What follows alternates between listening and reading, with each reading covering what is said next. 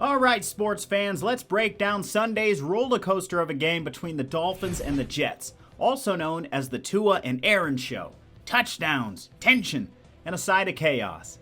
This one had it all. Clutch plays, a kicker testing his range like he was auditioning for the PGA, and the Jets doing, well, Jet stuff.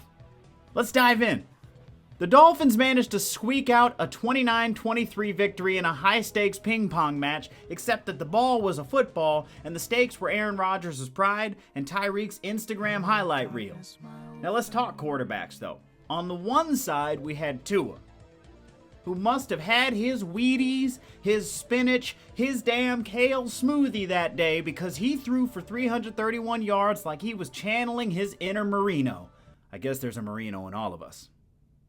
On the other side, the ghost of Aaron Rodgers briefly came back to life, throwing for 339 yards. Now, both men played like they were trying to one-up each other in a very intense game of Madden. Or ping pong. The Jets started strong.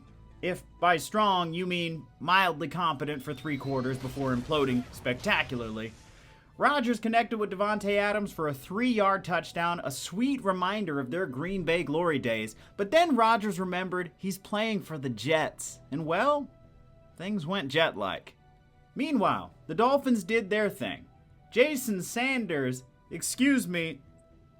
the recently redubbed King Sanders, nailed a 57-yard field goal. 57 yards, that's not a field goal, that's a FedEx Overnight Express delivery. No, I can't just leave it here. Somebody's got to sign for it. And then Tyreek snagged a clutch fourth quarter touchdown while probably thinking about what TikTok dance to do afterward.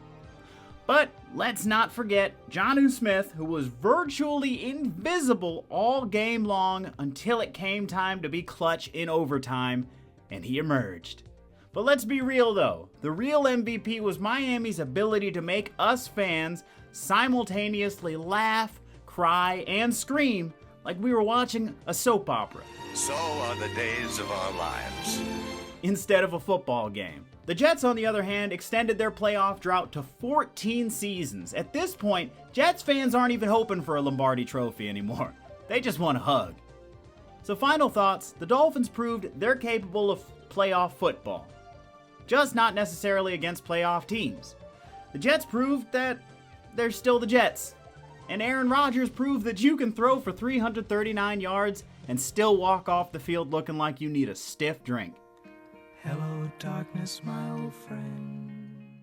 So Miami looks to keep their playoff hopes alive next week against the 8-5 Texans in their quest to reach the postseason for the 3rd season in a row under Mike McDaniel, which a lot of people would be perfectly happy with. And I'm alright, I understand.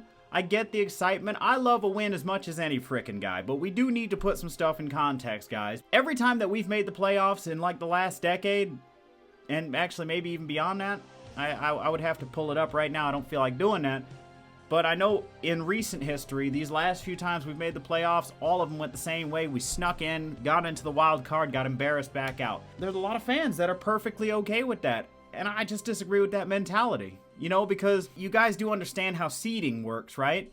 What the hell difference does it make if we manage to sneak into the playoffs at the lowest seed when we're going to be paired up with the highest seed? Do you know who the highest seed is right now?